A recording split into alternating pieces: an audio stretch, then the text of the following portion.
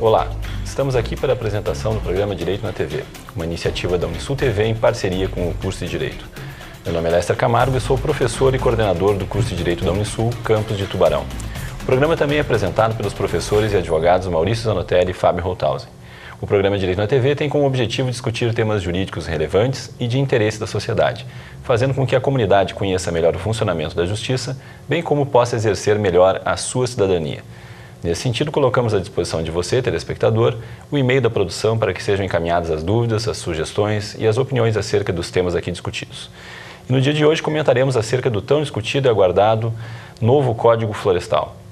Sem dúvida que um assunto de suma importância, não só por estar em pauta para votação já há um bom tempo no Congresso Nacional, mas por todos os reflexos em nossa vida e a vida das gerações futuras. Reflexos esses de ordem econômica, ambiental, política e cultural. A fim de comentarmos estas e outras questões relacionadas ao meio ambiente, temos hoje aqui presente a professora Valdésia Pereira.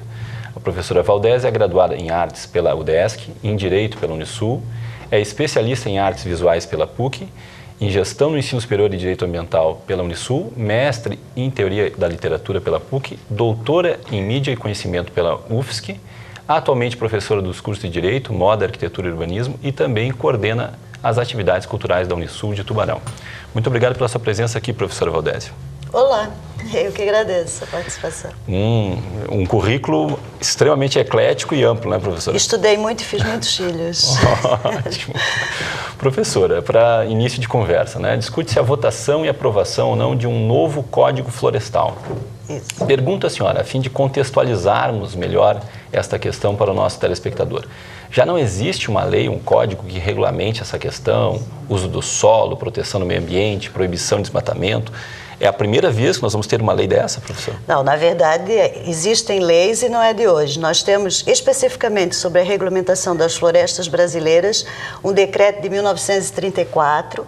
Este decreto ele foi implementado, revogado em algumas questões, implementado em 1965, pela Lei 4.771, que é o chamado Código Florestal Brasileiro, que está em vigor, e é este código que está sendo discutido, provavelmente a revogação de partes importantes, uma vez que ele estabelece as áreas de preservação permanentes e a reserva florestal legal. São os dois pontos que estão em debate hoje na mídia e também de interesse não só do Congresso Nacional, mas da sociedade em geral, como tu falaste. O que essas questões têm de importantes para serem revistas? É que, na verdade, o Código Florestal de 65, em parte, grande parte dele nunca foi cumprida. Então, essa nova lei, ela, no meu entender, ela visa legalizar ilegalidades. É isso. Desencobrir algumas ilegalidades cometidas. Porque se nós pensarmos o que é uma área de preservação permanente, são áreas destinadas à segurança da população também, à estabilidade geológica, ela tem várias funções. Margens de rios, encostas de morro, topos de morro, serras e outras áreas, lagos, nascentes, que são fundamentais. E outras áreas que o legislador entende que são essenciais, né, essa coisa é anterior ao desenvolvimento sustentável. Por exemplo, as marginais de rodovias e ferrovias, aquela área que também é uma área de preservação permanente, áreas de achados arqueológicos e tudo que se entender que é importante preservar passa a caracterizar uma área de preservação permanente. Daí o nome. Preservar o que está ali permanentemente. Perfeito. E daí não se poder interferir em tese pela lei. E o que é uma reserva legal? Também é uma área de preservação ambiental. A reserva legal, ela incide especificamente sobre terrenos rurais. Terrenos rurais não está relacionada à área urbana, já as áreas de preservação permanentes, elas podem incidir em área urbana. Todo proprietário rural no Brasil, ele é obrigado a ter uma reserva que ele não vai explorar economicamente. E daí o imperativo do 225 da Constituição Brasileira, mas mesmo anterior, o legislador de 34 já pensava assim, o de 65 reiterou essa necessidade. Então, que áreas são essas? Na região da Amazônia, Amazônia Legal, 80% não pode ser alterada ou não pode sofrer alterações drásticas. Perfeito. Claro, é uma área importante, né, do ecossistema nacional.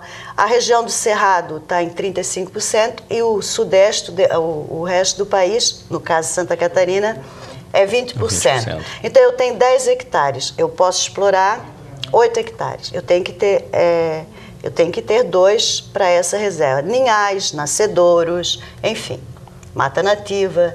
O que acontece hoje? Estou me estendendo, mas estou tentando ser didática. O que acontece hoje? Se tu pegares o nosso estado e fizer uma pesquisa nos cartórios, porque essa reserva florestal legal, ela tem que ser averbada na escritura. Isso é gratuito, tem que ser averbada. Eu já fiz essa pesquisa aqui na região com um aluno que eu orientei.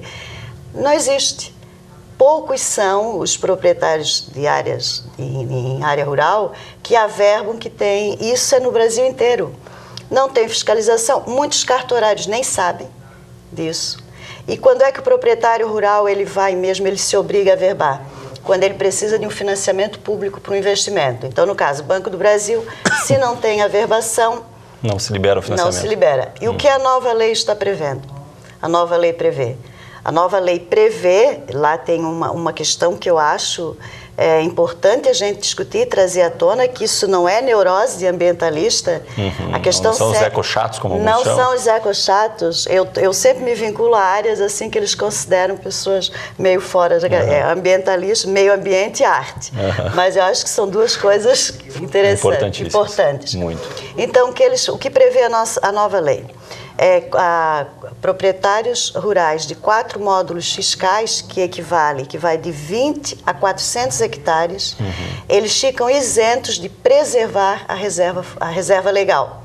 Se nós considerarmos especificamente o estado de Santa Catarina, que ele é colonizado a partir da pequena propriedade, que no Código Florestal são 30 hectares, o que caracteriza uma pequena propriedade, nós teremos o quê?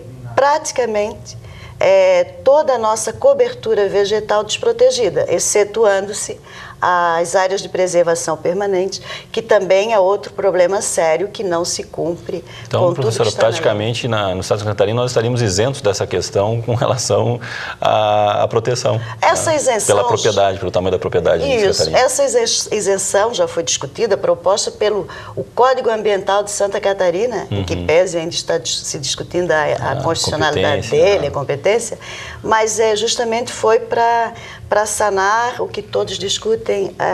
O pequeno proprietário ele fica impossibilitado de produzir riquezas. Acredito que 80%, aí questiona-se, né? Tu explora 80% e tu deixa apenas 20% para gerações futuras?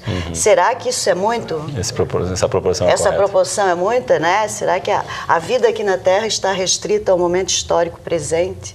Perfeito. Então, são essas. Professora, nós faremos agora um breve intervalo. No retorno, nós discutiremos então essas e outras questões envolvendo, principalmente, me parece, um jeitinho brasileiro, né, de fazer com que a lei não se aplique. Ou quando se tenta aplicar, né, que se encontre um mecanismo para abreviar isso. Não saia daí, voltaremos logo.